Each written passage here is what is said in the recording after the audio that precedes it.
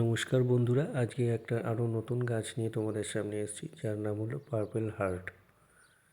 এই পার্পেল হার্টের গাছের পাতা খুবই সুন্দর রং। তো আজকে তোমাদের এই গাছের কাটিং থেকে চারা তৈরি দেখাবো। আমি এখান থেকে গাছের ডালগুলো কেটে নেব, একটু ম্যাচুয়ার মোটা ডাল ছোট ছোট করে কেটে নেব। এই গাছটা আমার ডাল থেকেই বসানো, কাটিং থেকে বসিয়েছিলাম প্রায় 7-8 মাস আগে। তো সেখান থেকেই এই গাছ আরও ঝাঁকা হয়ে গেছে এবং আরও বেড়ে গেছে।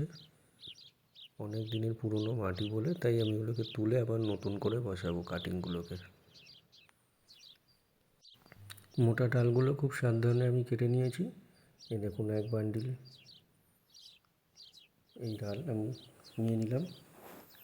এবার আমি যে পুরনো মাটিটা ছিল ওটাকে ফেলে দিয়ে নতুন মাটি নিয়েছি। অল্প ভার্মি আর নর্মাল বাগানের মাটি, অল্প বালি দিয়ে দিয়েছি।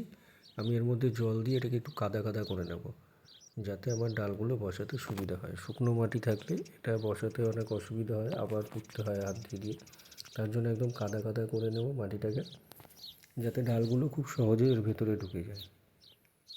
আমরা গোড়ার দিকে যে পাতাগুলো আছে ওই পাতাগুলোকে ছিঁড়ে ফেলে দেবো।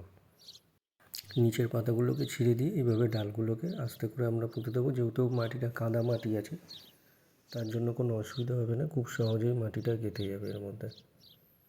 পাতাগুলোকে নিচের গোড়ার দিকে যেগুলো ছিঁড়ে দিচ্ছি, ছিঁড়ে ঠিক একইভাবে টবের চারদিকে এইভাবে পুঁতে দেবো। এই গাছ আপনি যত ফুল সানসেটে রাখবেন তত বেশি গাছ ভালো গ্রো করবে, আর গাছের কালারও এরকম হবে। এই গাছে ফুল হয় খুব ছোট্ট ফুল, যেটা দেখতেও খুব সুন্দর লাগে। আপনি এটাকে হ্যাঙ্গিং চাইলে হ্যাঙ্গিংও করে রাখতে পারেন, হ্যাঙ্গিংয়ের জন্য খুব ভালো এই গাছ। আমি এই টবের মধ্যে দিচ্ছি, এরপরে যদি মনে হয় তো এটাকে হ্যাঙ্গিংও করে রাখতে পারি এর কাটিং দিয়ে।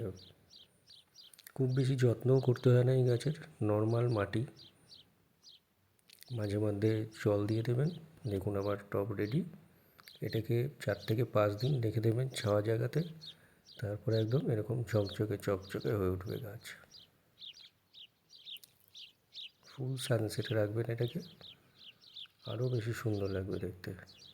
দারুণ একটা গাছ পার্পেল হার্ট। আপনাদের বাগানেও এটাকে অ্যাড করতে পারেন আপনার বাগানের সৌন্দর্য বাড়ানোর জন্য। আজকের মতো ধন্যবাদ।